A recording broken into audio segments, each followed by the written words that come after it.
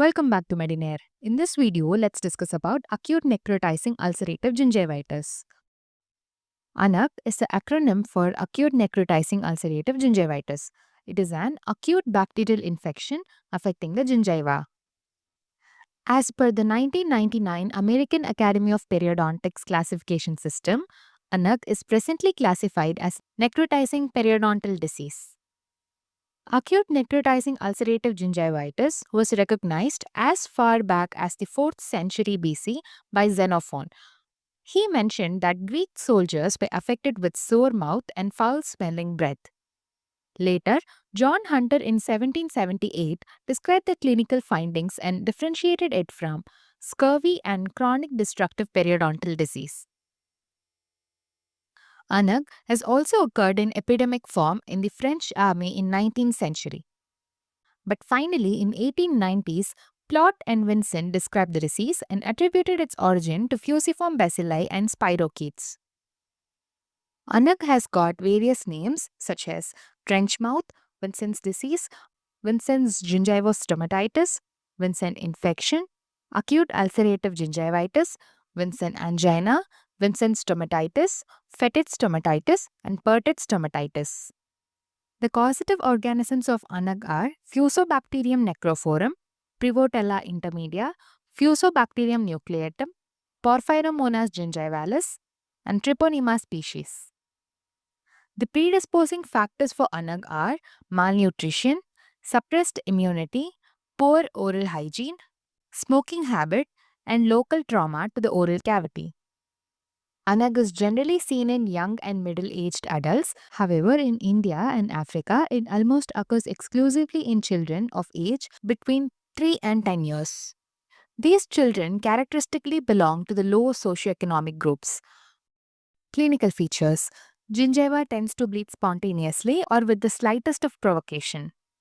The characteristic lesion for ANUG are punched out, crater-like depressions at the crest of interdental papilla.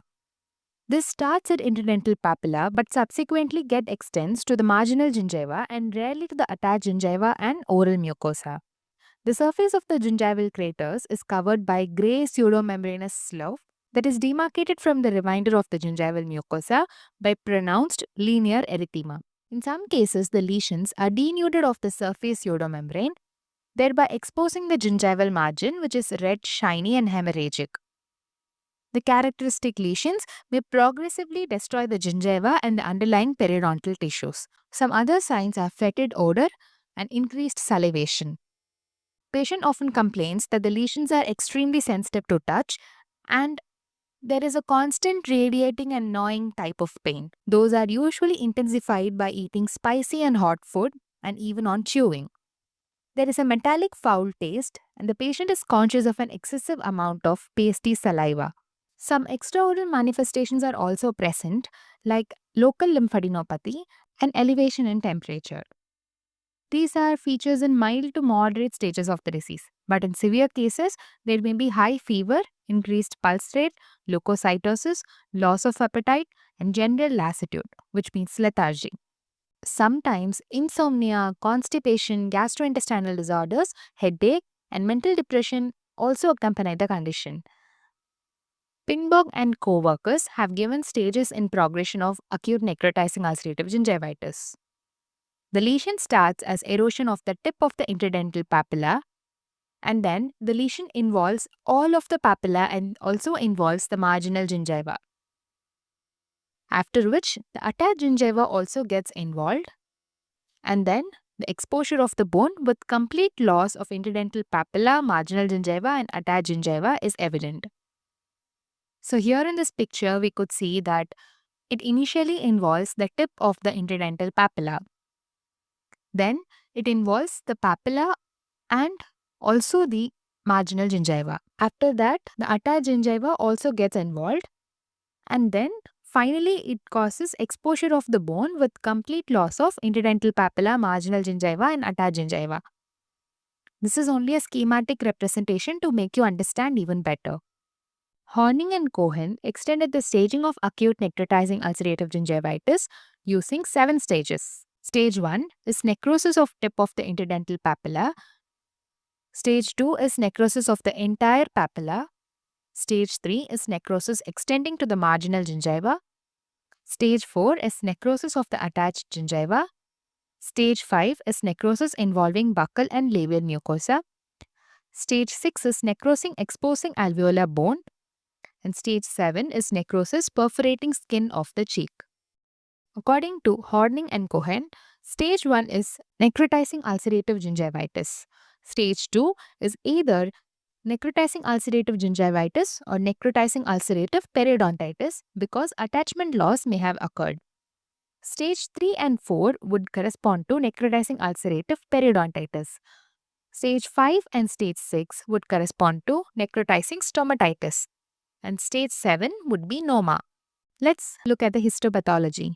Microscopically, Anag lesion is a non-specific acute necrotizing inflammation of the gingival margin that involves both stratified squamous epithelium and the underlying connective tissue.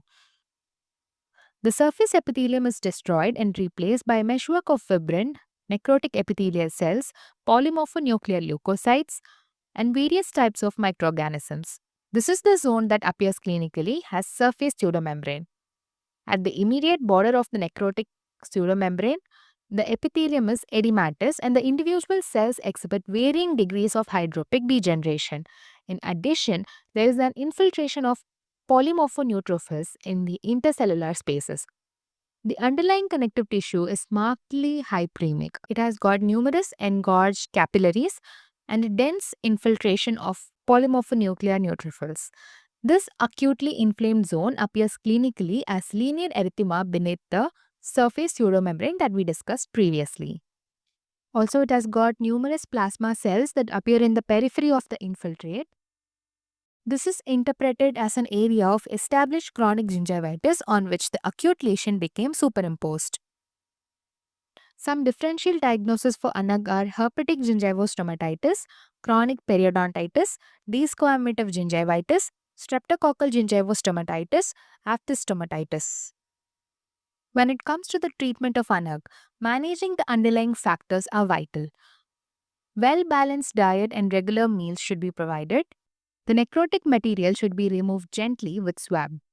Also, 3% hydrogen peroxide diluted with equal amount of water should be used on 2 hours on first day and 3 to 4 times for next 4 days. Remember, diluting it with water is very important. Penicillin V can be given orally, which is of 4 lakh units per day for 5 days. Amoxicillin of 250 to 500 mg thrice a day can be given for 5 to 7 days. Also, 400 mg metronidazole can be given thrice a day for 5 days. Once all the acute symptoms subside, oral prophylaxis is advised. That brings us to the end of the video. I hope you guys found it helpful. Do like this video and subscribe to Medinair for more. Thanks for watching.